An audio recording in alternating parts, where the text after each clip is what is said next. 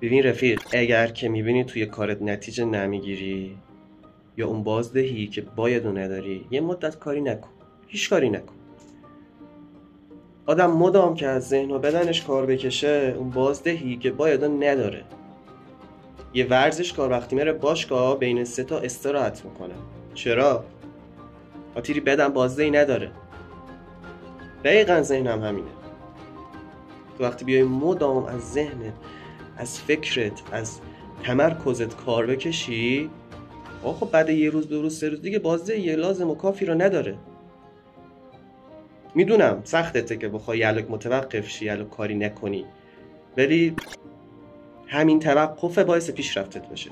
باعث بشه اگر یه روز 2 روز اون کار رو انجام ندی، روز سوم که خواستی بری سراغش با فکر بهتر بری، با ایده بهتری بری سراغش. سابسکرایب هم یادت نره.